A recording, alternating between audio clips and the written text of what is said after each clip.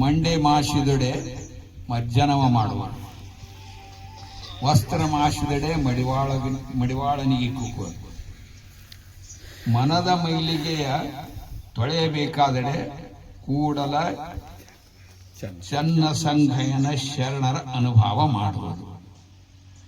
ಇದು ಭಾಳ ಒಳ್ಳೆ ಕೆಲಸ ಚಾಲು ಮಾಡಿದಾರೆ ಯಶವಂತ ಶರಣರು.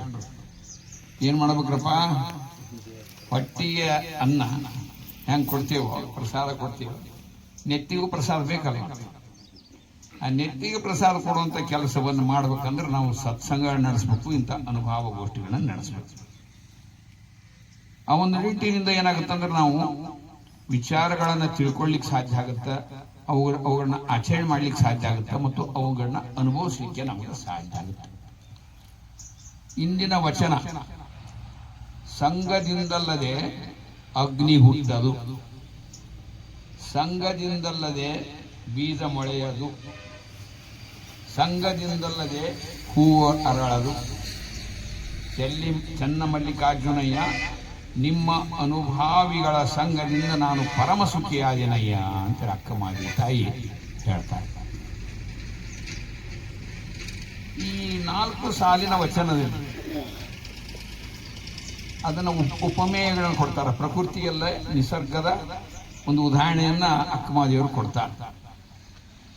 ಇಲ್ಲಿ 1ನೇದು ಅಗ್ನಿಯ ಉದಾಹರಣೆಯನ್ನು ಕೊಡ್ತಾರೆ.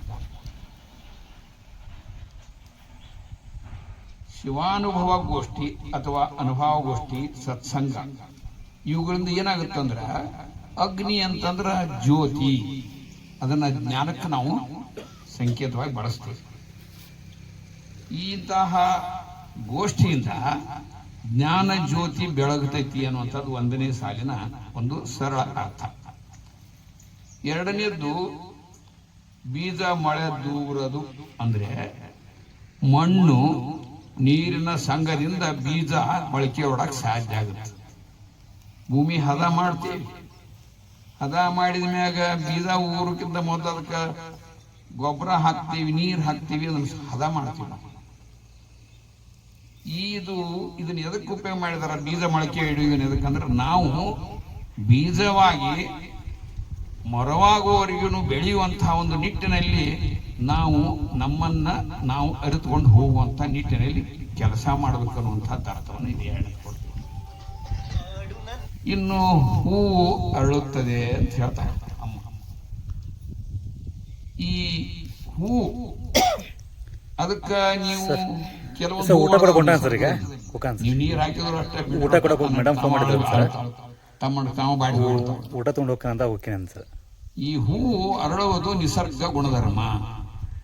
ಅಂದ್ರೆ ನಾವು ಈ ನಿಸರ್ಗದ ನಿಯಮಗಳನ್ನ, ಪ್ರಕೃತಿಯ ನಿಯಮಗಳನ್ನು ಪಾಲಿಸಿದ್ದೇ ಆದ್ರೆ ನಾವು ಪರಿಪೂರ್ಣ ವ್ಯಕ್ತಿಗಳಾಗಕ್ ಸಾಧ್ಯ, ಆರೋಗ್ಯವಂತರಾಗಿರಕ್ ಸಾಧ್ಯ ಅನ್ನುವಂಥದ್ದನ್ನು ಈ ಮಾತು ಹೇಳ್ತಾರೆ. ಇನ್ನ 4ನೇದ್ದು ಏನೋ ಕೂಡಲ ಚನ್ನ ಸಂಗಯ್ಯನ ಶರಣರ ಸಂಘದಲ್ಲಿ ಪರಮ ಸುಖಿಯಾಗಿರೋದು. ಇಲ್ಲಿ ನಾವು ಎಷ್ಟು ಜನ, ಸ್ವಲ್ಪ ಜನ ಅದೇವ್ ಖರೆ, ಒಬ್ರು ನಂಬರ್ ನೋಡಿ ಎಷ್ಟು ಆನಂದ ಆಗುತ್ತೆ. ಇದು ಇಂಥ ಸಂಘದಿಂದ ಸಜ್ಜನರ ಸಂಘದಿಂದ ನಾವು ಏನಾಗ್ತೀವಿ ಅಂತಂದ್ರೆ ಹೆಚ್ಚು ಪರಮಾನಂದವನ್ನ, ಪರಮ ಸುಖವನ್ನು ಪಡೀಲಿಕ್ಕೆ ಸಾಧ್ಯ ಆಗುವಂತದ್ದು ಇದು ಸರಳ ಅರ್ಥ. ಇದನ್ನ ಸ್ವಲ್ಪ ತಾತ್ವಿಕವಾಗಿ ನೋಡೋಣ. ಸದ್ಭಕ್ತರ ಸಹವಾಸದ ಏನಾಗುತ್ತೆ, ಇವತ್ತು ನೀವು ನಾವೆಲ್ಲರೂ ಇಲ್ಲಿ ಕೂಡಿದ್ದೇವೆ, ಇಲ್ಲೆಲ್ಲ ಮಾತಾಡಿರ್ತಾರೆ, ಅನೇಕ ವಿಷಯಗಳಿರ್ತಾವೆ. ಎಲ್ಲ ವಿಷಯಗಳನ್ನು ಇರಲಿಲ್ಲ ಅಂದ್ರೂ ಕೂಡ 1-2 ಮಾತುಗಳನ್ನಂತೂ ನಿಶ್ಚಿತವಾಗಿ ನೆನಪಿಟ್ಕೊಂಡು ಹೋಗ್ತೇವೆ. ಒಂದು ಮಾತು, ಒಂದು ವಾಕ್ಯ ನಮ್ಮ ಜೀವನವನ್ನೇ ಅರಳಿಸುವಂಥ ಕೆಲಸವನ್ನು ಮಾಡ್ತೇವೆ. ಆ ಒಂದು ನಿಟ್ಟಿನಲ್ಲಿ ಸದ್ಭಕ್ತರ ಸಹವಾಸದಿಂದ ನಮಗೆ ತಿಳುವಳಿಕೆ ಬರುತ್ತೆ, ಜ್ಞಾನ ಬರುತ್ತೆ, ವಚನ ಸಾಹಿತ್ಯದ ಅರಿವಾಗುತ್ತೆ, ಬಸವಾದಿ ಶರಣರ ಜೀವನ ಚರಿತ್ರೆ ಪರಿಚಯ. ಇನ್ನು 2ನೇದು ಬಹಳ ಬೀಜ ಮೊಳಕೆ ಹೊಡೆಯುವುದಂದ್ರೆ ತಾತ್ವಿಕವಾಗಿ ಏನು, ನಮಗೆ ಬಸವಣ್ಣನವರು 108 ದೇವರ ಪೂಜೆಗಳನ್ನು ಬಿಟ್ಟು ಏಕಾಗ್ರತೆಯಿಂದ, ಏಕಭಾವದಿಂದ ಇಷ್ಟಲಿಂಗ ಧ್ಯಾನವನ್ನ ಮಾಡುವ ಮೂಲಕ, ಇಷ್ಟಲಿಂಗ ಅರ್ಚನೆ ಮಾಡೋದ್ರಿಂದ ನಾವು ಏನಾಗ್ತೇವೆ ಅಂತಂದ್ರೆ, ಬೀಜ ಹೆಂಗ ಮೊಳಕೆ ಒಡೆದು ಮರವಾಗುತ್ತೋ ಹಂಗ ನಮಗೆ ಲಿಂಗಾಂಗ ಸಾಮರಸ್ಯ, ಲಿಂಗ ಧ್ಯಾನದಿಂದ ಲಿಂಗಾಂಗ ಸಾಮರಸ್ಯ ಅಂದ್ರೆ ಲಿಂಗ ಅಂದ್ರೆ ದೇವರು ಪರಮಾತ್ಮ, ಅಂಗ ಅಂದ್ರೆ ನಾವು ವ್ಯಕ್ತಿಗಳು. ಈ ಜೀವಾತ್ಮ ನಮ್ಮೊಳಗೆ ಜೀವ ಇರುತ್ತೆ, ಅದು ಜೀವಾತ್ಮ. ಇಡೀ ಪ್ರಪಂಚವನ್ನು ಸೃಷ್ಟಿ ಮಾಡಿದಂತಹದ್ದು, ನಡೆಸ್ತಾ ಇರುವಂತಹದ್ದು ಪರಮಾತ್ಮ. ಜೀವಾತ್ಮ ಪರಮಾತ್ಮನನ್ನ ಕಂಡುಕೊಳ್ಳೋದು, ಅವನನ್ನ ಅನುಭವಿಸೋದು, ನಮ್ಮೊಳಗನ ಅನುಭವಿಸೋದು. ನಮ್ಮೊಳಗನ ನಾವು ಎಲ್ಲ ಆ ಪರಮಾತ್ಮನ ಅಂಶ, ಒಂದು ಭಾಗ. ಅವನ ಭಾವದಿಂದ ನಾವು ನಮ್ಮೊಳಗಿರುವಂತಹ ಒಂದು ಆ ಪರಮಾತ್ಮನ ಪರಮ ಚೈತನ್ಯವನ್ನ ಕಂಡುಕೊಳ್ಳೋದೈತಲ್ಲ, ಅದರಿಂದ ಏನಾಗುತ್ತಂದ್ರೆ ನಾವು ಶಿವಯೋಗಿಗಳಾಗ ಸಾಧ್ಯ. ಲಿಂಗಾಂಗ ಸಾಮರಸ್ಯವನ್ನು ಪಡೆದುಕೊಳ್ಳೋದ್ರಿಂದ ನಾವು ಶಿವಯೋಗಿಗಳಾಗ್ತೀವಿ ಅನ್ನುವಂಥದ್ದು ಎರಡನೇ ತಾತ್ವಿಕ ಅರ್ಥ. ಇನ್ನು ಮೂರನೇದು, ಹೂ ಅರಳುವುದು ಐತಲ್ಲ, ಅದು ತಾತ್ವಿಕ ಅರ್ಥವನ್ನ ನಾವು ಹೆಂಗೆ ಕೊಟ್ಕೋಬಹುದು? ಈ ಒಂದು ನಾವು ಈ ದೇಶದಲ್ಲಿ ಪ್ರಪಂಚದಲ್ಲಿ ನಮ್ಮೊಳಗೇನೆ ದೇವರನ್ನು ಕಂಡುಕೊಂಡು ನಾವೇ ದೇವರಾಗುವಂತಹ ಒಂದು ಮಾರ್ಗವನ್ನ ಯಾವ ಧರ್ಮದಲ್ಲೂ ಇಲ್ಲ, ಕೇವಲ ಲಿಂಗಾಯತ ಧರ್ಮದಲ್ಲಿ ಮಾತ್ರ ಇದೆ. ಇಲ್ಲಿ ಏನಿದೆ ಕ್ರಿಯೆ ನಡೀತೈತೆ, ವ್ಯಕ್ತಿ ಪರಿವರ್ತನೆ ಆಗ್ತಾ ಹೋಗ್ತಾನೆ, ನಂತರ ಕುಟುಂಬ ಪರಿವರ್ತನೆ ಆಗ್ತಾ ಹೋಗುತ್ತೆ, ಮುಂದೆ ಊರು ಪರಿವರ್ತನೆ ಆಗ್ತಾ ಹೋಗುತ್ತೆ, ಬರ್ತಾ ಬರ್ತಾ ದೇಶ ಪರಿವರ್ತನೆ ಆಗುತ್ತೆ, ಇಡೀ ಪ್ರಪಂಚ ಪರಿವರ್ತನೆ ಆಗುತ್ತೆ. ಇವತ್ತಿನ ಜಗತ್ತಿನ ಎಲ್ಲ ದಾರ್ಶನಿಕರನ್ನ ನಾವು ನೋಡಿದ್ವಿ. ಬಸವಾದಿ ಶರಣರು, ಮಹಾತ್ಮ ಗಾಂಧೀಜಿ, ಅರಿಸ್ಟಾಟಲ್, ಇವು ಎಲ್ಲ ಅನೇಕ ದಾರ್ಶನಿಕರು ಆಗಿ ಹೋಗಿದಾರಲ್ಲ, ಅವರೆಲ್ಲರೂ ಏನಾಗಿದ್ದಾರೆ, ತಮ್ಮ ಆತ್ಮವಿಕಾಸವನ್ನು ಮಾಡಿಕೊಂಡು, ವ್ಯಕ್ತಿತ್ವ ವಿಕಾಸ ಮಾಡಿಕೊಂಡು ಇಡೀ ವಿಶ್ವಕ್ಕೆ ಬೆಳಕನ್ನು ಕೊಟ್ಟಂತ, ವಿಶ್ವವನ್ನ ವಿಕಾಸ ಮಾಡಿದಂತ ಮಹಾನ್ ದಾರ್ಶನಿಕರು. ಆ ರೀತಿ ಬೀಜ ಮೊಳಕೆ ಒಡೆದ ವಿಕಸನ ಹೊಂದುವಂಗ ನಾವು ಕೂಡ ವಿಕಾಸವಾಗ್ತೀವಿ, ನಮ್ಮ ವ್ಯಕ್ತಿತ್ವ ವಿಕಾಸ ಆಗ್ತೈತೆ ಅನ್ನುವಂಥದ್ದು ಮೂರನೇ ಅರ್ಥ. ಇನ್ನ ಸತ್ಸಂಗದಿಂದ ಏನು ಉಂಟಾಗುತ್ತಂದ್ರೆ, ತಾತ್ವಿಕ ಅರ್ಥ ಅಂದ್ರೆ ಮೊದಲು ಅರಿವು, ಜ್ಞಾನ ಉಂಟಾಗುತ್ತೆ. ಉಂಟಾದಂತ ಜ್ಞಾನವನ್ನ ನಾವು ಆಚಾರಕ್ಕೆ ಇಳಿಸ್ಕೋಬೇಕು, ಆಚರಣೆ ಮಾಡಬೇಕು. ಮೂರನೇದ್ದು, ಆಚರಣೆಗಳು ಮಾಡೋದ್ರಿಂದ ನಮಗ ತೃಪ್ತಿ, ಆನಂದ ಸಿಗ್ತೈತಿ. ಆ ಒಂದು ಅನುಭವವನ್ನ ಅನುಭವಿಸುವುದೇ ಶಿವಾನುಭವ. ಶಿವಾನುಭವದ ಪ್ರಜ್ಞೆಗೆ ಹೋಗಿ ಮುಟ್ಟಿದ್ವಿ ಅಂದ್ರೆ ನಾವು ಆ ಒಂದು ಪರಮಾತ್ಮನೇ ಆಗುವಂತಹ ಮಟ್ಟಕ್ಕೆ ಹೋಗ್ಬೋದು ಅನ್ನುವಂತಹದ್ದು ಈ ವಚನದ ಮೂಲ ತಾತ್ವಿಕ ಭಾವಾರ್ಥ. ಹಂಗಾರೆ ಈ ವಚನವನ್ನ ಯಾಕಿಟ್ರು ಅಂತ ನನ್ನ ಪ್ರಕಾರ, ಯಾವ ಉದ್ದೇಶದಿಂದ ಯಶವಂತ ಶರಣರು ಗೊತ್ತಿಲ್ಲ ನನಗೆ, ಬಟ್ ನಾನು ಅನ್ಕೊಂಡಿದ್ದೆ ಇದರ ಉದ್ದೇಶ ಏನೋ ಇರ್ಬೋದು ಅಂತಂದ್ರೆ, ಅತ್ತಲಿತ್ತ ಹೋಗದಂತೆ ಹೆಳವನ ಮಾಡಯ್ಯ ತಂದೆ, ಸುತ್ತಿ ಸುಳಿದು ನೋಡದಂತೆ ಅಂಧಕನ ಮಾಡಯ್ಯ ತಂದೆ, ಮತ್ತೊಂದ ಕೇಳದಂತೆ ಕಿವುಡನ ಮಾಡಯ್ಯ ತಂದೆ, ನಿಮ್ಮ ಶರಣರ ಪಾದವಲ್ಲದೆ ಅನ್ಯ ವಿಷಯಕ್ಕೆ ಎಳೆಸದಂತೆ ಇರಿಸು ಕೂಡಲ ಸಂಗಮ ದೇವ. ಎಷ್ಟು ಸರಳವಾಗಿ ಹೇಳ್ತಾರೆ ಬಸವಣ್ಣ. ನಾವೆಲ್ಲರೂ ಇವತ್ತೇನಾಗಿಬಿಟ್ಟಿವಿ ಅಂದ್ರೆ, ನೋಡಬಾರ್ದನ್ನ ನೋಡಾಕ ಹುಟ್ಟೇವನ್ನುವಂಗ ನೋಡ್ತೀವಿ, ಮಾಡಬಾರ್ದನ್ನ ಮಾಡ್ತೀವಿ, ಕೇಳಬಾರ್ದನ್ನ ಕೇಳ್ತೀವಿ. ಅದ್ರಾಗ ಈ ಮೊಬೈಲ್ ಈಗ ಬಂದು ಕೇಳಬಾರದ್ದು, ಮಾಡಬಾರದ್ದು, ನೋಡಬಾರದ್ದು, ಆಡಬಾರ್ದು ಎಲ್ಲನೂ ಆಡಕಟ್ಬಿಟ್ಟಿವಿ. ಅದಕ್ಕೆ ಈ ವಚನ ಬಹಳ ಅದ್ಭುತ ಸರಳವಾದಂತ ವಚನ. ಈ ಒಂದು ಈ ಸಂಘದಿಂದಲ್ಲದೆ ಅಗ್ನಿ ಅನ್ನುವಂತಹ ಒಂದೇನು ವಚನ ಇಟ್ಟಿದಾರಲ್ಲ, ಬಹುಶಃ ಈ ಕಾರಣಕ್ಕಾಗಿ ನಾವೆಲ್ಲರೂ ನೋಡಬೇಕಾದಂತಹದ್ದನ್ನು ನೋಡ್ಬೇಕು, ಕೇಳಬೇಕಾದದ್ದನ್ನು ಕೇಳಬೇಕು, ಮಾತನಾಡಬೇಕಾದದ್ದನ್ನು ಯಾವ್ದು ಮಾಡ್ಬೇಕು ಅದ್ ಮಾಡ್ಬೇಕು. ಹೀಗೆ ಜ್ಞಾನೇಂದ್ರಿಯಗಳ ಜ್ಞಾನವನ್ನ ಮೂಲಕ ನಾವು ಗ್ರಹಿಸಿಕೊಂಡು ಸಮಯೋಚಿತವಾದಂತಹ ಒಳ್ಳೆಯ ಸಚ್ಚಾರಿತ್ರ ಸದಾಚಾರವನ್ನೇ ಪಾಲನೆ ಮಾಡಬೇಕು ಅನ್ನುವಂತಹ ಉದ್ದೇಶದಿಂದ ಈ ವಚನ ಒಟ್ಟಾರೆ ಸಾರಾಂಶವನ್ನ ಹೇಳುತ್ತೆ. ಇನ್ನು ಒಂದೊಂದೇ ಅದರ ಸಾಲಿನ ಅರ್ಥ, ಸರಳ ಅರ್ಥ ಮತ್ತು ಭಾವಾರ್ಥ ಹೇಳ್ಕೊಂಡು ಹೋಗ್ತೀನಿ. ಸಂಘದಿಂದಲ್ಲದೆ ಅಗ್ನಿ ಹುಟ್ಟದು, ಇದು ಒಂದನೇ ಸಾಲ. ಈಗ ಬೆಂಕಿ ಹುಟ್ಟುತ್ತ, ಮೂಲತಃ ನಾವೆಲ್ಲರೂ ಆದಿವಾಸಿಗಳು. ಮೊದಲೆಲ್ಲ ಹಿಂಗೆಲ್ಲ ನಾಗರಿಕತೆ ಇದ್ದಿದ್ದಿಲ್ಲ, ಎಲ್ಲರೂ ಕಾಡ್ನಾಗ ಹುಟ್ಟಾರೋ, ಕಾಡ್ನಾಗ ಬದುಕ್ತಿದ್ವಿ, ಕಾಡ್ನಾಗ ಹೋಗ್ತಿದ್ವಿ. ಅವಾಗ ಬೆಂಕಿಯನ್ನು ಹೆಂಗ್ ಹುಟ್ಟಿಸ್ತಿದ್ರು ಹೇಳ್ರಿ ನೋಡೋಣ. ಬೆಂಕಿ ಹೆಂಗ್ ಹುಟ್ಟಿಸಿದ್ರು? ಎರಡು ಕಲ್ಲುಗಳನ್ನು ತಗೊಂಡು ಘರ್ಷಣೆ ಮಾಡಬೇಕು, ಇಲ್ಲಾಂದ್ರೆ ಹೊಡಿಬೇಕ. ಆ ಎರಡು ಕಲ್ಲುಗಳ ಘರ್ಷಣೆ ಆಗೋದ್ರಿಂದ ಬೆಂಕಿ ಉಂಟಾಗುತ್ತೆ ಅನ್ನೋದು ಸರಳ ಅರ್ಥ. ಹಂಗಾರೆ ಅದ ತಾತ್ವಿಕ ಅರ್ಥ ಏನು? ಜ್ಞಾನ ಮತ್ತು ಭಕ್ತಿ ಅವು ಒಂದೇ ತಮ್ಮ ಸ್ವತಂತ್ರ ಬೆಳೆಯೋದಿಲ್ಲ, ಜೋಡಿಯಾಗಿ ಬೆಳ್ಕೊಂತಾವ.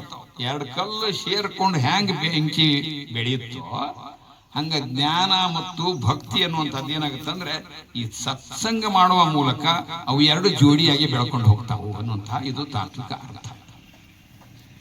ಇನ್ನ ಸಜ್ಜನರ ಸಂಘದಿಂದ ಜ್ಞಾನದ ಬೆಳಕು, ಅರಿವಿನ ಬೆಳಕು, ಅರಿವೇ ಗುರು ಅಂತೇಳಿ ನಾವು ನಮ್ಮಲ್ಲಿ ಉಂಟಾಗುವಂಥ ಜ್ಞಾನ ಅರಿವೇನೆ ನಮಗ ಅದೇ ಬೆಳಕಾಗಿ ನಮ್ಮ ಬದುಕನ್ನ ಚೆನ್ನಾಗಿಡ್ಲಿಕ್ಕೆ ಸಾಧ್ಯ ಆಗುತ್ತೆ ಅನ್ನುವಂತಹ ಒಂದು ಅರ್ಥವನ್ನ ಇದು ತಾತ್ವಿಕವಾಗಿ ಕೊಡುತ್ತೆ. ಮಡಕೆಯ ಮಾಡುವರೆ ಮಣ್ಣೆ ಮೊದಲು, ತೊಡಿಗೆಯ ಮಾಡುವರೆ ಪನ್ನೆ ಮೊದಲು. ಹೇಳ್ರಪ್ಪ, ಶಿವಪಥವನ್ನರಿದಡೆ ಗುರುಪಥವೇ ಮೊದಲು. ಶಿವಪಥವನ್ನರಿದರೆ ಅರಿವರೆ ಶರಣರ ಸಂಘವೇ ಮೊದಲು. ಕೂಡಲ ಸಂಗಮ ದೇವರ ಅರಿವೆಡೆ ಶರಣರ ಸಂಘವೇ ಮೊದಲು. ನಮ್ಮ ರುದ್ರಪಳ್ಳಿಯವರು ಭಾರಿ ರೈತರಾಗಿದ್ದುಕೊಂಡು ವಚನ ಸಾಹಿತ್ಯ ಚಂದ ಭಯಪಟ್ಟಂತ ಅವ್ರ ಅಷ್ಟಂತ ಮಾಡಕ ಬರ್ತಾವ. ಒಂದ್ ಸಾಲ ಚಲ ಮಾಡೋದು ಮುಂದಿನ ಸಾಲ ಬರ್ತಿರ್ತೈತಿ, ಒಂದಿಟ್ಟು ಅಲ್ಲಿ ಎಡುತ್ತಿರ್ತೇವೆ ನಾವು. ಅಂದ್ ಯಾತ್ರ ಮಾಡೋರು ಅವರ ನಮ್ಗೆಲ್ಲ ಶಿವಾನುಭವದಾಗ ಅಂತ ಶರಣರ ಜೊತೆಗೆ ಇದೆಯಲ್ಲ ನಾವು ಎಲ್ಲರೂ ಒಬ್ರಿಗೊಬ್ಬರಿಂದ ಕಲ್ಕೊಳ್ಳುವಂತ ಇದನ್ನ. ಅದಕ್ಕೆ ಸಜ್ಜನರ ಸಂಘದಿಂದ ನಾವು ಒಬ್ರಿಗೊಬ್ಬರು ಅನುಭವವನ್ನು ಜ್ಞಾನವನ್ನು ಪಡೆದುಕೊಂಡು ಹೋಗುವಂಥ ನಿಟ್ಟಿನಲ್ಲಿ ಈ ಒಂದು ವಾಕ್ಯ, ಮೊದಲನೇ ವಾಕ್ಯ ಭಾವಾರ್ಥವನ್ನು ನಮಗೆ ಕೊಡ್ತೇವೆ. ಇನ್ನು ಎರಡನೇದು, ಸಂಘದಿಂದಲ್ಲದೆ ಬೀಜ ಮಳೆ ದೂರದು.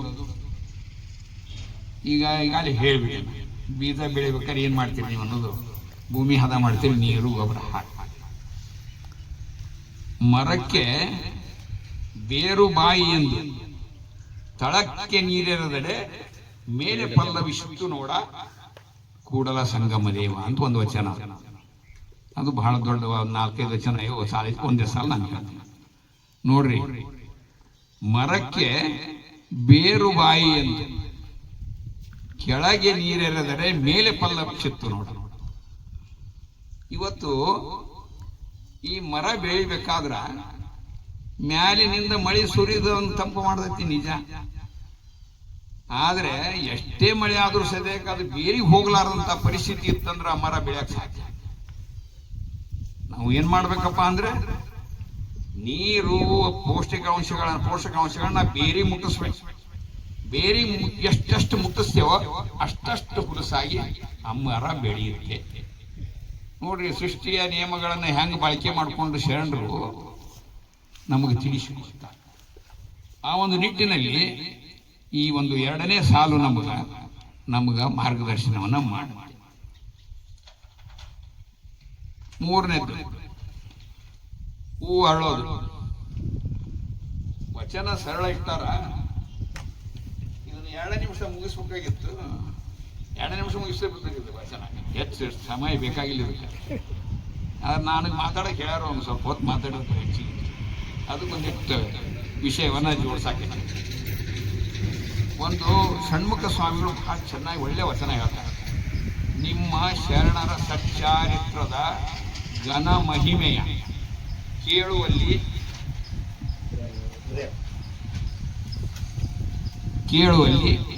ಎನ್ನ ಹೃದಯ ಕಮಲವು ಅರಳುವಂತೆ ಮಾಡಯ್ಯ. ಏನ್ರಪ್ಪ, ನಿಮ್ಮ ಶರಣರ ಸಚ್ಚಾರಿತ್ರದ ಘನ ಮಹಿಮೆಯ ಕೇಳುವಲ್ಲಿ ಎನ್ನ ಹೃದಯ ಕಮಲವ ಅರಳುವಂತೆ ಮಾಡಯ್ಯ. ನಿಮ್ಮ ನಿಜವ ನಿಂಬುಗೊಂಡ ಶರಣರ ಸಂಘದಲ್ಲಿ ಹೆರೆ ಹಿಂಗದಿರುವಂತೆ ಮಾಡಯ್ಯ ಎನ್ನ ಅಖಂಡೇಶ್ವರ. ಇದು ಬಹಳ ದೊಡ್ಡ ವಚನ ಇದೆ. ಇವತ್ತಿನ ವಿಷಯಕ್ಕೆ ಬೇಕಾಗುವ ಅಷ್ಟೇ ಸಾಲುಗಳನ್ನು ತಗೊಂಡಿವೆ. ಎಷ್ಟು ನೋಡ್ರಿ, ಒಬ್ಬ ಸಜ್ಜನ ಹೆಂಗಿರ್ತಾನಂದ್ರ ಸಚ್ಚಾರಿತ್ರ ಉಳ್ಳವನ್ ಇರ್ತಾನ. ಅವ ಘನಮಹಿಮ ಅಂತ. ಘನಮಹಿಮ ಅಂದ್ರೆ ಯಾರು? ಪರಮಾತ್ಮ ಒಬ್ಬನೇ. ಆ ಪರಮಾತ್ಮನ ಸ್ವರೂಪಿಯೇ ಈ ಸಜ್ಜನರಾಗಿರ್ತಾರೆ. ಅಂಥವರ ಘನಮಹಿಮೆ ಅವರ ಚಾರಿತ್ರ್ಯವನ್ನು ನೋಡಿ ನಾವು ತಿಳಿದುಕೊಂಡು ನಾನು ಹೂವು ಅರಳಿದಂತೆ ನಾನು ಅರಳುವುದು ವ್ಯಕ್ತಿತ್ವ ವಿಕಾಸನ ಮಾಡ್ಕೋಬೇಕನ್ನುವಂಥ ಅರ್ಥವನ್ನು ಕೊಡ್ತಾರೆ. ಅಷ್ಟೇ ಅಲ್ಲ, ನಿಜವ ನಿಂಬುಕೊಂಡು ಅಂದ್ರೆ ಒಳಗಡೆ ಸತ್ಯವನ್ನ ನಾವು ಅರಿತುಕೊಳ್ಳಬೇಕು, ಸತ್ಯವನ್ನ ಪಾಲಿಸಬೇಕು. ಆವಾಗ ಮಾತ್ರ ನಾವು ನಿಜವನ್ನ ಇಂಬುಕೊಂಡು ಹಂಗಾಗತ್ತೆ ನಮ್ಮೊಳಗೆ. ಆ ಒಂದು ನಿಟ್ಟಿನಲ್ಲಿ ಅದನ್ನ ನಮ್ಗ ಏನಪ್ಪಾ ಅಂದ್ರೆ ಹೆರೆ ಹಿಂಗೋದಂದ್ರೆ ಹೆಪ್ಪುಗಟ್ಟುದು ಹೆಂಗ ಹಾಲು ತುಪ್ಪವಾಗಿ ಪರಿವರ್ತನೆ ಆಗುತ್ತಲ್ಲ, ಹಂಗ ಈ ವ್ಯಕ್ತಿನೂ ಹಾಲಿದ್ದ ತುಪ್ಪ ಆಗುವ ರೀತಿಯಲ್ಲಿ ಪರಿಪಕ್ವ ಆಗುವಂತ ನಿಟ್ಟಿನಲ್ಲಿ ಆಗ್ಲಿ ಅನ್ನುವಂತ ಒಂದು ಆಶಯ ಸಂಘದಿಂದಲ್ಲದೆ ಹೂವು ಅರಳದು ಅನ್ನುವಂತ ವಾಕ್ಯದಲ್ಲಿ ಹೇಳಿದೆ. ಇದನ್ನೇ ಸ್ವಲ್ಪ ನಾನು ಈ ಈ ವ್ಯಕ್ತಿತ್ವ ಬೆಳವಣಿಗೆ ಅನ್ನುವಂಥದ್ದು ಈ ವಾಕ್ಯದಲ್ಲಿ ಬಂತು. ಈ ವ್ಯಕ್ತಿತ್ವದ ಬೆಳವಣಿಗೆ ಆಗ್ಬೇಕಾಗ ಏನ್ ಪ್ರಭಾವಗಳಾಗ್ತಾವು, ಪ್ರಭಾವ ಬೀರುವಂತಹ ಅಂಶಗಳು ಯಾವುವು ಅನ್ನುವಂಥದ್ರ ಬಗ್ಗೆ ಒಂದಿಷ್ಟು ಹೇಳಲಿಕ್ಕೆ ಇಷ್ಟಪಡ್ತೇನೆ. ಒಂದನೇ ಹುಟ್ಟು ಗುಣಗಳು, ಜೈವಿಕ ಅಂಶಗಳು ಅಂತಾರೆ. ಹುಟ್ಟಿನಿಂದ ಏನಾಗುತ್ತೆ, ತಂದೆಯ ಪಿತೃಜ ಅಂಶಗಳು ಗುಣಗಳು ನಮಗೆ ಬರ್ತಾವೆ. ತಾಯಿಯ ಮಾತೃಗುಣಗಳು ಅಂದ್ರೆ ದೇಹ ಮನಸ್ಸು ಹೆಂಗ್ ಬೆಳಿತಾವಂದ್ರೆ ದೇಹದಲ್ಲಿರುವಂತ ಕಠಿಣವಾದಂತ ಗಟ್ಟಿಯಾದಂತ ಎಲ್ಲ ಘಟಕಗಳು ಅಂಗಗಳದಾವಲ್ಲ ಅವೆಲ್ಲ ತಂದೆಯ ಗುಣಗಳು. ದೇಹದ ತುಂಬ ಇರುವಂತ ಅತ್ಯಂತ ಮೃದುವಾದ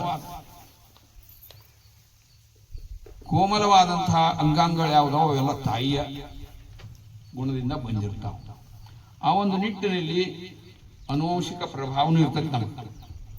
ಈ ಒಂದು ವ್ಯಕ್ತಿತ್ವ ಬೆಳವಣಿಗೆ ಆಗಬೇಕಾದ ಅನುವಂಶಿಕ ಪರಿಣಾಮಗಳು ಮತ್ತು ನಮ್ಮ ದೇಹದ ಬೆಳವಣಿಗೆ, ಮೆದುಳಾಗಲಿ ನರಮಂಡಲದ ಪಕ್ವತೆ ಆಗುವಂತಹ ಕೆಲಸ ಒಂದನೇದಾಗುತ್ತೆ ನಮ್ಮಲ್ಲಿ ವ್ಯಕ್ತಿತ್ವ ವಿಕಾಸ ಆಗಬೇಕಾದ್ರೆ. ಇದು ಜೈವಿಕ ಅಂಶಗಳು. ಇನ್ನು ಎರಡನೇ ಪರಿಸರ ಅಂಶಗಳು ಏನು ಪ್ರಭಾವ ಬೀರ್ತಾವೆ ನಮ್ಮ ವ್ಯಕ್ತಿತ್ವದ ಮೇಲೆ ಅಂದ್ರೆ, ನಾವೆಲ್ಲರೂ ಕೂಡಿದ್ದೇವೆ ಇವತ್ತು, ಅನುಭವ ಮಾಡ್ಕೊಳ್ತಾ ಇದ್ದೀವಿ.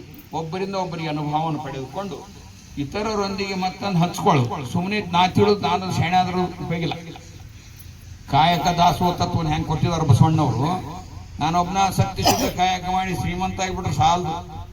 ಸತ್ಯ ಶುದ್ಧ ಕಾಯಕದಿಂದ ಬಂದಿದ್ದನ್ನ ನೀ ಕೊಟ್ಟ ದ್ರವ್ಯವ ನಿಮಗಲ್ಲದೆ ಮತ್ತೊಂದಕ್ಕೆ ಮಾಡಿನೊಂದಂತ ಭಾವದಿಂದ ನಾನು ಸತ್ಯ ಶುದ್ಧ ಕಾಯಕದಿಂದ ಗಳಿಸಿದ್ದನ್ನ ನನಗೂ ಇಟ್ಟುಕೊಂಡು ಇನ್ನೊಬ್ರಿಗೆ ಒಂದಿಟ್ಟು ಹಂಚುದೈತಲ್ಲ, ಸಮಾಜಕ್ಕೆ ಹಂಚುದೈತಲ್ಲ, ಅದು ಆ ಒಂದು ಕ್ರಿಯೆ ನಡಿಬೇಕಾದ್ರೆ ಈ ಒಂದು ವ್ಯಕ್ತಿತ್ವದಲ್ಲಿ ಒಬ್ಬರಿಗೊಬ್ಬರು ನಾವು ಅಂತಹ ಮಾದರಿ ವ್ಯಕ್ತಿಗಳನ್ನು ನೋಡುವ ಮೂಲಕ, ಕೇಳುವ ಮೂಲಕ, ಅವರ ಸಂಘದಲ್ಲಿ ಇರುವ ಮೂಲಕ ಆಗ್ತಾವು. ಜೊತೆಗೆ ಒಬ್ಬರ ಈಗ ಬಾಲಪ್ಪನವರದ ಫಸ್ಟ್ ಟೈಮ್ ನಾನು ಅವ್ರು ನೋಡಿದಾಗ ಎಷ್ಟು ಸಂತೋಷ ಪಟ್ಟೆ ಅಂದರೆ, ಬಸನಗೌಡರ ಮನೆಯಲ್ಲಿ ಒಂದು ಶಿವಾನುಭವ ಇತ್ತು, ಅವಾಗ ಭೇಟಿಯಾಗಿ ಅವರು ಅವತ್ತು ಮಾತಾಡಿದ್ದೆ 2-3 ಮಾತುಗಳನ್ನ. ಆದರೆ ಅವ್ರು 2-3 ಮಾತುಗಳಿಂದ ನನಗೆ ಇಷ್ಟೊಂದು ಅವ್ರ ಬಗ್ಗೆ ಗೌರವ ಭಾವನೆ ಅಂತ ಬಂತಂದ್ರೆ ಅದೇ ಕಾರಣದಿಂದ ಅದು ಸಂಸ್ಕಾರ, ಅವರಲ್ಲಿರೋ ಸಂಸ್ಕಾರ ನೋಡಿ ನನಗೆ ಹೂ ಅರಳಿದಂಗೆ ಆನಂದ ಆಗುತ್ತೆ, ನಾವು ಅನುಭವಿಸ್ತೀವಿ. ಅದಕ್ಕೆ ವ್ಯಕ್ತಿತ್ವ ಬೆಳಿಬೇಕಾದ್ರೆ ಈ ಸಂಘದಿಂದ, ಸಂಸ್ಕೃತಿಯಿಂದ ನಮ್ಮ ವ್ಯಕ್ತಿತ್ವ ಬೆಳೆಯುತ್ತೆ. ಇನ್ನು ಮೂರನೇ ವಿಷಯ ವೈಯಕ್ತಿಕ ಅಂಶಗಳು. ಯಾವುದಪ್ಪ, ನಮ್ಮ ಹುಟ್ಟು ಗುಣಗಳಿರ್ತಾವು, ಮನೋಧರ್ಮ ಇರ್ತೈತಿ, ದೈಹಿಕ ಗುಣಗಳಿರ್ತಾವು, ಮನಸ್ಸಿನ ಗುಣಗಳಿರ್ತಾವು, ಆಮೇಲೆ ಆಧ್ಯಾತ್ಮಿಕ ಗುಣಗಳಿರ್ತಾವೆ ನಮ್ಮಲ್ಲಿ. ಅಷ್ಟೇ ಅಲ್ಲದೆ ಕಲಿಕಾ ಶೈಲಿಗಳಿರ್ತಾವೆ. ನಾನು ಕಲಿಯೋದ ಬೇರೆ, ಇನ್ನೊಬ್ಬರು ಕಲಿಯೋದ ಬೇರೆ. ವಿದ್ಯಾರ್ಥಿಗಳು ಅಕ್ಷರ ಕಲ್ತ್ರ ನಾವೇನು ಮಾಡ್ತೀವಿ, ಅನುಭವಿಗಳದ ವಿಷಯ ಜ್ಞಾನವನ್ನು ಇರ್ತವಂತ. ಹಿಂಗೆ ಕಲಿಕಾ ವಿಷಯಗಳು ಅನೇಕ ಇರ್ತಾವೆ, ಭಾಳ ಅದಾವ. ಅದನ್ನೇ ಒಂದು ಜನಗಟ್ಟಲೆ ಮಾತಾಡ್ಬೋದು. ಆ ಕಲಿಕಾ ಅಂಶಗಳು ಮತ್ತು ನಮಗೆ ಪ್ರೇರಣೆಯನ್ನು ಕೊಡುವಂಥ ಅಂಶಗಳು ಅವು ಏನಾಗ್ತಾವಂತಂದ್ರೆ ನಮ್ಮ ವೈಯಕ್ತಿಕ ಅಂಶವಾಗ ಆಗಿ ನಮ್ಮ ವ್ಯಕ್ತಿತ್ವನ ಬೆಳೆಸ್ತಾವು. ಇನ್ನು ಧಾರ್ಮಿಕ ಅಂಶಗಳು, ಧಾರ್ಮಿಕ ಅಂಶ ಅಂದ್ರೆ ನಾವು ಆರಾಧನಾ ರೂಪಗಳು, ನಾವು ಎಂಥ ಪೂಜೆ ಮಾಡಕತ್ತೀವಿ, ಎಂಥ ಅದನ್ನು ಮಾಡಬೇಕು, ಗೊತ್ತಿರ್ಲಾರ್ದ ಮಾಡುವಂಥದ್ದು ಬೇರೆ, ಗೊತ್ತಿದ್ದು ಮಾಡೋದು ಬೇರೆ. ಇವತ್ತು ಬಹುದೇವೋಪಾಸನೆ ಉದಾಹರಣೆಗಾಯ್ತು ಅಂತೇನೆ, ಬಹುದೇವೋಪಾಸನೆ ಮತ್ತು ಏಕದೇವೋಪಾಸನೆ. ಬಹುದೇವೋಪಾಸನೆ ಅಂದ್ರೆ ನಾವು ಇವತ್ತು ದಿನನಿತ್ಯ ಮಾಡುವಂಥದ್ದೇ. ಊರಿಗೆ ಕನಿಷ್ಠ ಎಷ್ಟು ಗುಡಿ ಇರ್ತಾವ್ರಪ್ಪ, ಎಷ್ಟಿರ್ತಾವ್ರಿ? ಲೆಕ್ಕೆಲ್ಲ ಲೆಕ್ಕನೇ ಇರ್ತೈತೆ ಅದಕ್ಕೆ. ಯಾಕಂದ್ರೆ ನಾವು ಎಲ್ಲ ಗುಡಿಗೆ ಹುಡ್ಕೇವೆ ನಾವು. ಗುಡಿ ಹೋಗ್ತೇವಲ್ರಿ ನಮ್ಮ ತಾಯಿ, ಬಿಡ್ತೇವ ನಾವು ಬಿಡ ಅನ್ಕೊ ಬಿಟ್ಟು ಬಿಡ್ತೇವೆ ನೀವು ಅಂದ್ರೆ ನಾ ಇದನ್ನ ಏನು ಹಾಕಿ ಹೇಳ್ತೇನಂದ್ರೆ, ಮೊದಲಿನಿಂದಲೂ ಪರಂಪರೆಯಾಗಿ ಸಂಪ್ರದಾಯವಾಗಿ ಅದನ್ನ ಪೂಜೆ ಮಾಡೋದು, ಗುಡಿಗೆ ಹೋಗೋದು, ತೀರ್ಥಯಾತ್ರೆಗೆ ಹೋಗೋದು ಎಲ್ಲ ಬೆಳ್ಕೊಂಡ್ ಬಂದಿರ್ತಾರೆ. ಆಮೇಲೆ ತೀರ್ಥಯಾತ್ರೆಗೆ ಹೋಗ್ತೀವಿ, ಗಂಗಾ ಸ್ನಾನ ಅಂತೇಳಿ ಹೆಣ ಹೋಗ್ತಿರ್ತಾವು, ಸತ್ಯದ ಬೂದಿ ಎಲ್ಲ ಸುರಿದಿರ್ತಾರ, ಆ ಕಲುಷಿತ ನೀರಿನಾಗ ಹೋಗಿ ನಾವು ಪುಣ್ಯ ಸ್ನಾನ ಮಾಡಿಬಿಡ್ತೇವೆ.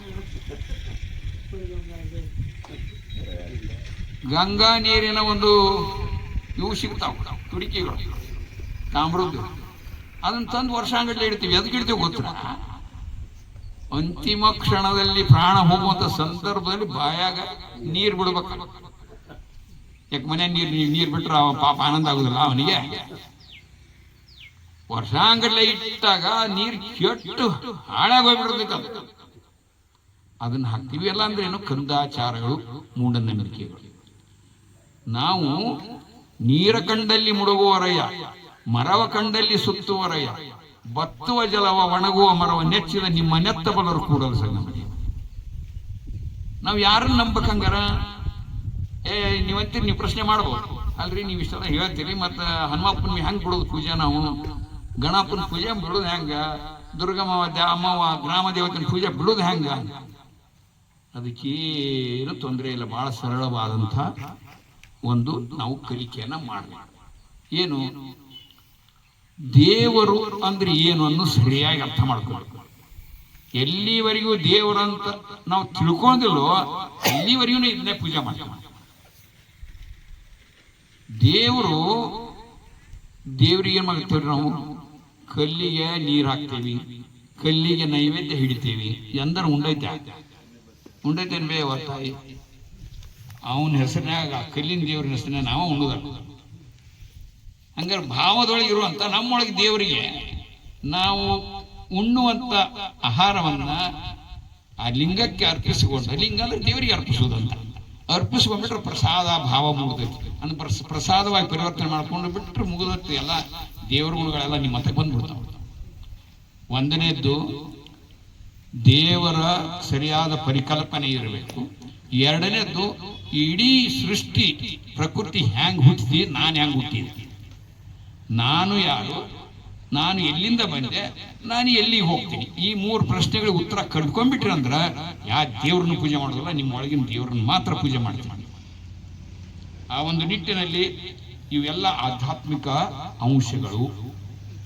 ನಾನು ಯಾರು, ನಾನು ಯಾಕೆ ಬಂದೆ, ನಾನು ಏನು ಮಾಡಕ್ ಬಂದೀನಿ, ನಾ ಎಲ್ಲಿಗೆ ಹೋಗ್ತೀನಿ, ಇವನ್ ಪ್ರಶ್ನೆಗಳಿಗೆ ಉತ್ತರ ಕಂಡುಕೊಳ್ಳುವಂಥದ್ದು ಏನೈತಲ್ಲ ಅದೇ ಆಧ್ಯಾತ್ಮಿಕತೆ. ನಾವೇನಾಗಿದೆ ಅಂದ್ರೆ ಇವತ್ತು ಧಾರ್ಮಿಕತೆಯನ್ನು ಬೆನ್ನತ್ತಿದ್ದೇವೆ ಹೊರತು, ಜಾತ್ರೆ ವ್ರತ ಯಜ್ಞ ಯಾಗಳಿಗೆ ಬೆನ್ನತ್ತಿದ್ದೇವೆ ಹೊರತು ನಿಜವಾದ ಅರಿವಿನ ದೇವರ ಪೂಜೆ ಮಾಡ್ತಾ ಇಲ್ಲ. ಅದಕ್ಕೆ ನಾವು ಈ ರೀತಿ ಆಗಿದೆ. ಈ ರೀತಿ ಧಾರ್ಮಿಕ ಅಂಶಗಳು ನಮ್ಮ ಮೇಲೆ ಒಳ್ಳೆಯ ಪರಿಣಾಮನು ಆಧ್ಯಾತ್ಮಿಕ ಹಿಡ್ಕೊಂಡ್ರಿ ಒಳ್ಳೆಯ ಪರಿಣಾಮ ಆಗ್ತದೆ, ಧರ್ಮ ಹಿಡ್ಕೊಂಡ್ರಿ ಕೆಟ್ಟ ಪರಿಣಾಮ ಆಗುತ್ತೆ. ಇವತ್ತು ನಿಮ್ಗೆಲ್ಲ ಗೊತ್ತೈತಿ, ಧರ್ಮದ ಹೆಸರಿನ್ಯಾಗ ಬಹುಶಃ ಇಡೀ ಜಗತ್ತಿನಾಗ ಎಲ್ಲ ದೇಶಗಳು, ಇರಾನ್ ಯುದ್ಧ ನಡೀತಾ ಇದೆ, ಅಮೇರಿಕ ಇಸ್ರೇಲ್ ಸೇರ್ಕೊಂಡು ಇರಾನ್ ಮುಗಿ ಬಿದ್ದಾರ, ಕೋಟ್ಯಾಂತರ ಬಿಲಿಯನ್ ಗಟ್ಟಲೆ ದೊಡ್ಡ ದೊಡ್ಡ ಬಾಂಬ್ ಸಿಡಿಯಾಕೈತೆ. ಅವು ನುಕ್ಸಾನ್ ಯಾರಿಗೆ ಆಗ್ತಾ ಇದೆ? ಸ್ವಲ್ಪನಾದ್ರೂ ಪ್ರಜ್ಞೆ ಇದೆಯಾ? ಯಾರು ಕೊಟ್ಟಿದ್ದು ಇದನ್ನೆಲ್ಲ? ಭೂಮಿಯಾಗ ಇರಾಕ್ ಕೊಟ್ಟವ್ರು ಯಾರು? ಜೀವ ಕೊಟ್ಟವ್ರು ಯಾರು? ಬದುಕಾಕ ಅನ್ನ ಕೊಟ್ಟವ್ರು ಯಾರು? ಇಳೆ ನಿಮ್ಮ ದಾನ, ಬೆಳೆ ನಿಮ್ಮ ದಾನ, ಸುಳಿದು ಸುತ್ತುವ ಗಾಳಿ ನಿಮ್ಮ ದಾನ, ನಿಮ್ಮ ದಾನವನ್ನುಂಡು ಅನ್ಯರ ಹೊಗಳುವ ಕುನ್ನಿಗಳೇನೇನ್ಬೇನಯ್ಯ. ಟ್ರಂಪ್ನ ಹೊಗಳ್ತೇವೆ ನಾವು, ಟ್ರಂಪ್ ಕೊಟ್ಟನ ಇದನ್ನೆಲ್ಲ. ಬಾಂಬ್ ಕೊಡಕತ್ತ ನೋಡ, ನಾಶ ಮಾಡಕತ್ತೇರಿ. ಅಲ್ಲಿ ಡೀಸೆಲ್ ಪೆಟ್ರೋಲ್ ನಾಶ ಮಾಡೋದು, ಇಡೀ ಜಗತ್ತಿನ ತುಂಬದ ಹಾಹಾಕಾರ ಎಬ್ಸೋದು, ಅದರಿಂದ ಬರುವಂತ ಎಲ್ಲ ರೇಟ್ ಹೆಚ್ಚು ಮಾಡಿ ರೊಕ್ಕ ತಿನ್ನ. ಇದನ್ನ ಬಿಟ್ಟು ಏನ್ರ ಮಾಡ್ತಾರ ಅವರು? ಇದು ಧರ್ಮದ ಭಾವನೆಯಿಂದ ನೀಡ್ತಾ ಇರುವಂತ ಅವಾಂತರ. ಅದೇ ಆಧ್ಯಾತ್ಮಿಕತೆ ಸತ್ಯತೆಯನ್ನು, ಇಡೀ ಪ್ರಪಂಚ ಹುಟ್ಟಿದ್ದ ಆ ಪರಮಾತ್ಮನಿಂದ, ನಾವು ಆ ಪರಮಾತ್ಮನ ಅಂಶ, ಆ ಪರಮಾತ್ಮ ಕೊಟ್ಟಿದ್ದ ಎಲ್ಲವನ್ನು ನಾವು ಸದ್ಬಳಕೆ ಮಾಡಿಕೊಂಡು ಅವನಿಗಾಗಿಯೇ ನಾವು ಬದುಕಬೇಕು, ನಮಗೂ ಬದುಕಬೇಕು, ಅವನ ಸಲುವಾಗಿ ಬದುಕಬೇಕು ಅಂತ ಭಾವನೆ ಬಂದ್ಬಿಟ್ರೆ ಅದು ಆಧ್ಯಾತ್ಮಿಕ. ಇಷ್ಟೇ. ಇನ್ನು ಕೊನೆಯದಾಗಿ ಅದರಲ್ಲಿ ಬಹಳ ಪ್ರಮುಖವಾದಂಥ ಅಂಶ ಇವತ್ತು ಏನಾಗ್ತಾ ಇದೆ ಅಂದರೆ, ನಮ್ಮ ಮನೆಯಾಗಿರುವಂಥ ತಂದೆ ತಾಯಿಗಳು ಮಕ್ಕಳ ಸಂಬಂಧ ಕಡಿಮೆ ಆಗ್ತಾ ಇದೆ, ಅಕ್ಕ ತಮ್ಮ ಅಣ್ಣ ತಮ್ಮ ಸಂಬಂಧಗಳು ಕಡಿಮೆ ಆಗ್ತಾ ಇದ್ದವು. ಮೊದಲು ಎಲ್ಲ ಕುಟುಂಬ ಇತ್ತು, ದೊಡ್ಡ ದೊಡ್ಡ ಕುಟುಂಬ. ನಮ್ಮ ಕುಟುಂಬ ಹೆಚ್ಚು ಕಡಿಮೆ ಆವಾಗ ನಮ್ಮ ತಂದೆ ತಲೆಮಾರಿ 110 ಮಂದಿ ಇದ್ರು. ಈಗ 550ಕ್ಕಿಂತ ಜಾಸ್ತಿ ಆಗಿದೆ. ನಾವು ಇವತ್ತಿನವರಿಗೆ ನಾವು ಬೇರೆ ಆಗಿಲ್ಲ. ಇವತ್ತಿನವರಿಗೆ ಭೂಮಿ ಭಾಗ ಮಾಡ್ಕೊಂಡಿಲ್ಲ. ಇವತ್ತಿನವರಿಗೆ ನಾವು ಅಪ್ಪಿ ತಪ್ಪಿ ಒಬ್ಬನಿಗೆ ಅಣ್ಣಗಾಗಲಿ ತಮ್ಮಗಾಗಲಿ ಬರೋ ಅಂತ ಏನು ಅಂದಿಲ್ಲ. ನಾವು ದೊಡ್ಡವರ ಮುಂದೆ ನಿಂತ್ಕೊಂಡು ಮಾತಾಡಕ್ಕಿನ್ನು ನಾನೊಬ್ಬ ಆಫೀಸರ್, ಕರೆ ಸ್ಟೇಟ್ ಲೆವೆಲ್ ಆಫೀಸರ್ ಅಂತಂದ್ರೂ ಕೂಡ ಒಕ್ಕಲತನ ಮಾಡುವ ನಮ್ಮ ಅಣ್ಣನ ಮುಂದೆ ನಾನು ಕೈ ಕಟ್ಕೊಂಡಿರ್ತೇನೆ. ಇದೇನಿದು? ಮಾನವೀಯ ಸಂಬಂಧಗಳ ಮೌಲ್ಯ ಕಡಿಮೆ ಆಗ್ತದೆ. ಇನ್ನು ಎರಡನೇದು ಏನಾಗ್ತಾ ಇದೆ ಅಂದರೆ, ನೈತಿಕ ಮೌಲ್ಯಗಳು ಕಡಿಮೆ ಆಗ್ತವೆ. ನೈತಿಕ ಅಂದ್ರೆ ಏನು? ಒಳ್ಳೆಯದನ್ನ ಆಲೋಚನೆ ಮಾಡೋದು, ಒಳ್ಳೆಯ ರೀತಿಯಲ್ಲಿ ನಡ್ಕೊಳ್ಳೋದು, ಇನ್ನೊಬ್ಬರಿಗೆ ನಾವು ಒಳ್ಳೆಯದು ಮಾಡೋದು, ಇಷ್ಟೇ. ಇದು ಹೋಗ್ಬಿಟ್ಟೈತಿ. ಒಬ್ಬರಿಗೊಬ್ಬರು ಸಹಾಯ ಮಾಡೋದು ಹೋಗ್ಬಿಟ್ಟೈತಿ. ಮನೆಯವರಿಗೆ ಮಾಡೋದು ಹೋಗ್ಬಿಟ್ಟೈತಿ. ಇನ್ನು ಅಕ್ಕಪಕ್ಕದವ್ರಿಗೆ ಮಾಡೋದು ಏನು ಐತಿ? ಎಸ್ಪೆಷಲಿ ಹಳ್ಳಿಯಾಗೂ ಬಂದ್ಬಿಟ್ಟೈತಿ. ಅಕ್ಕಪಕ್ಕದ ಏನೋ ಒಂದಿಟ್ಟು ಯಾರೊಬ್ಬರು ಲಿಂಗೈಕ್ಯ ಆದ್ರೆ ಮರಣ ಹೊಂದಿದ್ರೆ ಜನ ಬರ್ತಾರ ಒಂದಿಷ್ಟು ಮಂದಿ ಹಳ್ಳಿಯಾಗ. ಸಿಟಿಯಾಗಂತೂ ಮುಗಿದೊತ್ತು ಹೊರಕ್ಕೆ ಇರೋದು ಮಂದಿ. ಇದು ಯಾಕಂದ್ರೆ ನೈತಿಕ ಗುಣಗಳು ಕಡಿಮೆ ಆಗ್ಬಿಟ್ಟಾವ. ನಾವು ಒಬ್ಬರಿಗೊಬ್ಬರು ನಾವು ಪ್ರೀತಿ ಮಾಡೋದು, ಒಳ್ಳೆ ರೀತಿಯಿಂದ ಬದುಕೋದು, ಎಲ್ಲರೂ ನಮ್ಮವ್ರೆ ಅಂತ ಅನ್ಕೊಂಡು ಬದುಕಿದ್ವಿ ಅಂದ್ರೆ ಅದು ಒಂದು ನೈತಿಕ ಮೌಲ್ಯ. ಮಾನವೀಯ ಸಂಬಂಧಗಳಂದ್ರೆ ಇವನಾರವ ಎಂದು ಎನಿಸದಿರಯ್ಯ ಅನ್ನಂಗ ಎಲ್ಲರೂ ನಮ್ಮವರೇ, ಎಲ್ಲರೂ ನಾವು ಸಹೋದರರು, ಎಲ್ಲರೂ ಆ ಪರಮಾತ್ಮನ ಮಕ್ಕಳೇ, ಒಂದೇ ಕುಟುಂಬ ಅಂತ ಅನ್ಕೊಂಡ್ಬಿಟ್ರೆ ಮುಗಿದೋಯ್ತು. ಬಹಳ ಸರಳ, ಆನಂದವಾಗಿ ಬದುಕಬಹುದು. ಆ ಒಂದು ನಿಟ್ಟಿನಲ್ಲಿ ಈ ಎಲ್ಲ ಅಂಶಗಳು ಏನಾಗುತ್ತಾವಂದ್ರೆ, ಒಂದು ನಮ್ಮ ವ್ಯಕ್ತಿತ್ವದ ಬೆಳವಣಿಗೆಯ ಮೇಲೆ ಪ್ರಭಾವ ಬೀರುವಂತಹ ಇವೆಲ್ಲ ಅಂಶಗಳು, ಈ ಎಲ್ಲ ಅಂಶಗಳು ಈ ಒಂದು 4 ಸಾಲಿನ ವಚನಗಳಲ್ಲಿ ಅಡಕಾಗ್ಯಾವ. ಅದನ್ನು ನಾವು ಈ ರೀತಿ ನೋಡ್ಬೇಕು. ಕೇವಲ ಬೆಂಕಿ, ಹೂವು, ಅನುಭವಿಗಳು, ಸಂಘ ಅಷ್ಟೇ ಇದ್ರೆ ಸಾಕಾಗಲ್ಲ. ಅದರ ಒಳಗಡೆ ಆಳವಾದ ಅರ್ಥವನ್ನು ನಿಮ್ಗೆ ತಿಳ್ಕೊಂಡಾಗ ನಾವು ಅದರ ಒಂದು ವಚನದ ಸಾರ್ಥಕತೆ ನಮ್ಗೆ ಗೊತ್ತಾಗುತ್ತೆ. ಇನ್ನು ಕೊನೆಯ ಸಾಲು, ಚೆನ್ನಮಲ್ಲಿಕಾರ್ಜುನಯ್ಯ, ನಿಮ್ಮ ಅನುಭಾವಿಗಳ ಸಂಘದಿಂದ ನಾನು ಪರಮ ಸುಖಿಯಾಗಿದ್ದೇನೆ. ಈಗಾಗಲೇ ಹೇಳಿದ್ದೇನೆ, ಅನೇಕ ಸರಿಯ ಸಂದರ್ಭದಲ್ಲಿ ಹೇಳಿದ್ದೀನಿ. ಪರಿಪೂರ್ಣವಾದಂಥ ಅನುಭವ ಸಿಕ್ಕಾಗ ಶರಣರ ಸಂಘದಿಂದಲೇ ಇದು ನನಗೆ ಆತನಂತ ಒಳ್ಳೆಯ ಭಾವ ಬರುತ್ತೆ.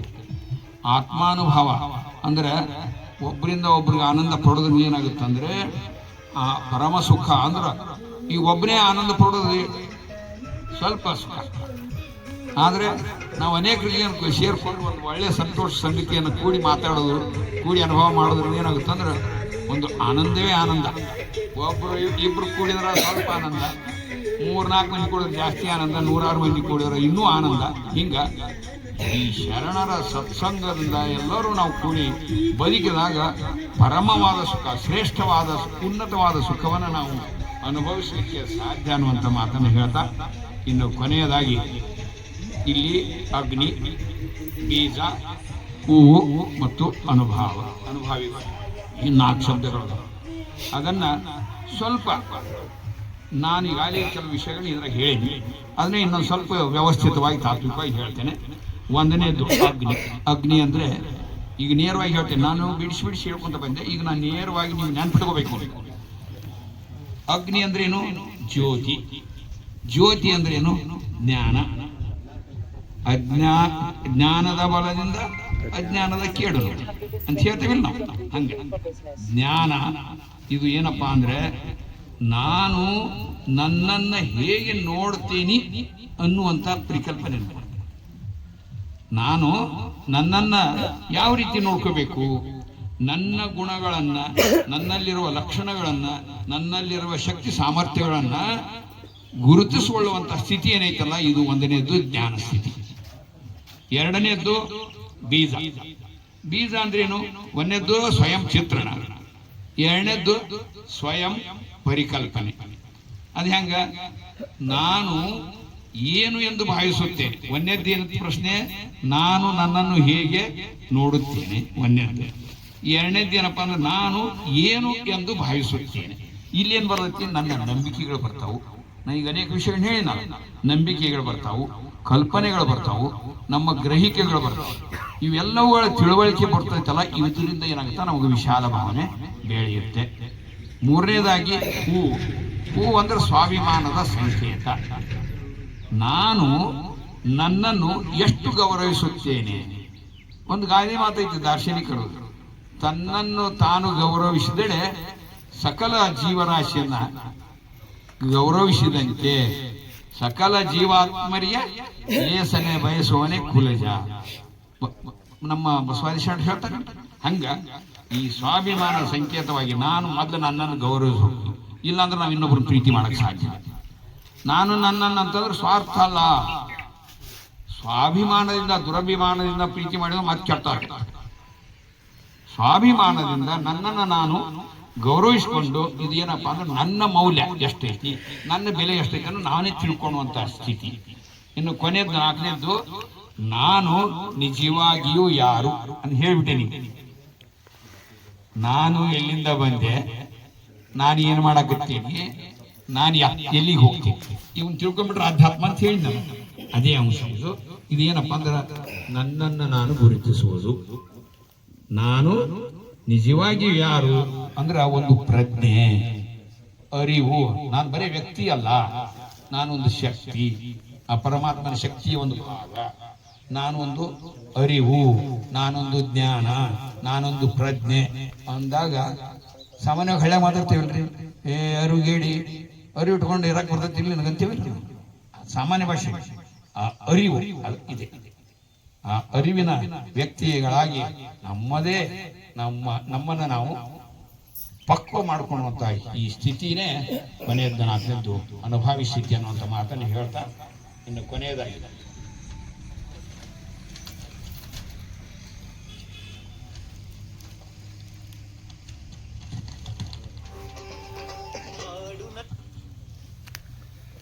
ಇಲ್ಲಿ ಷಣ್ಮುಖ ಸ್ವಾಮಿಗಳು ಒಂದು ವಚನವನ್ನು ಹೇಳಿ ಮುಗಿಸ್ಬಿಡ್ತೇನೆ. ಅದೇನು ಬಿಡಿಸೋದಿಲ್ಲ, ಅದು ನಿಧಾನ ಕೇಳ್ತೀನಿ, ಕೇಳ್ಕೊಂಡ್ಬಿಟ್ರೆ ಅದು ಅರ್ಥ ಆಗುತ್ತೆ ನಮಗೆಲ್ಲರಿಗೂ. ಎಲೆ ಶಿವನೇ ನಿಮ್ಮಲ್ಲಿ ನಾನೊಂದ ಬೇಡಿಕೊಂಬೆನು, ನೀನೊಲಿದು ಕರುಣಿಸಯ್ಯ ಎನಗೆ. ಸರಳ ಐತೆ, ಅರ್ಥ ಆಗುತ್ತಲ್ಲ, ಏನು ಬಿಡಿಸೋದಾಗತ್ತಿಲ್ಲಲ್ಲ ಇದು. ನಿಮ್ಮ ಶರಣರ ಸಚ್ಚಾರಿತ್ರದ ಘನ ಮಹಿಮೆಯ ಕೇಳುವಲ್ಲಿ ಎನ್ನ ಹೃದಯ ಕಮಲವು ಅರಳುವಂತೆ ಮಾಡಯ್ಯ. ನಿಮ್ಮ ಶರಣರ ನಿಜ ಮೂರ್ತಿಗಳ ಕಂಡಲ್ಲಿ ಎನ್ನ ಸರ್ವಾಂಗವು ಗುಡಿಗಟ್ಟಿ ಕಂಗಳಲ್ಲಿ ಪರಿಣಾಮ ಜಲ ಉಕ್ಕಿ ಆನಂದ ಬಾಷ್ಪ. ನೋಡ್ರಿ ಎಷ್ಟು ಚಂದ ಹೇಳ್ತಾರೆ. ನಂತರ ಅವರ ಚರಣ ಕಮಲದ ಮೇಲೆ ಸುರಿಯುವಂತೆ ಮಾಡಯ್ಯ ಅಂತಂದ್ರೆ ಆನಂದವನ್ನ ಹೆಂಗಿರ್ಬೇಕಂದ್ರೆ ಪಾದದಿಂದ ಅಡಿಯಿಂದ ಮುಡಿವರೆಗೂ ಸುರದಂಗ ಹಂಗ ನಾವು ಪರಿಣಾಮ ಆಗುತ್ತೆ. ನಿಮ್ಮ ಶರಣರು ಶಿವಾನುಭವ ಸಂಪಾದನೆಯ ಮಾಡುವಲ್ಲಿ, ಈಗ ಮಾಡಕತ್ತೇವಲ್ಲ ಇದು ಶಿವಾನುಭವ ಸಂಪಾದನೆ ಕೆಲಸ ನಾವು ಮಾಡ್ತಾ ಇರೋದು. ನಾವು ಮಾಡುವಲ್ಲಿ ಎನ್ನ ಕರ್ಣದ್ವಯದಲ್ಲಿ ಸಕಲ ಕರ್ಣಗಳು ನಾ ಮುಂಚೆ ತಾ ಮುಂಚೆ ಎಂದ ಗ್ರಹಿಸುವ ಮಾಡಯ್ಯ. ಅಂದ್ರೆ ಏನು, ನಾ ಮೊದಲು ನೀ ಮೊದಲು. ಏನಾದ್ರೂ ಒಂದು ಒಳ್ಳೆ ರೊಕ್ಕ ಬಂಗಾರ ಇತ್ತಂತಂದ್ರೆ ಐತಿ ಅದ, ಅಲ್ಲಿ ಯಾರ್ದು ಅಲ್ಲದು, ಯಾರು ಬೇಕಾದ್ರೂ ತಗೋರಿ ಅಂತ ಹೇಳ್ತೀನಿ ನಾನು. ಏನ್ ಮಾಡ್ತೀವಿ ನಾವು, ನಾ ಮುಂದೆ ನೀ ಮುಂದೆ ಅಂತ ಹೋಗ್ತೇವಲ್ರಿ.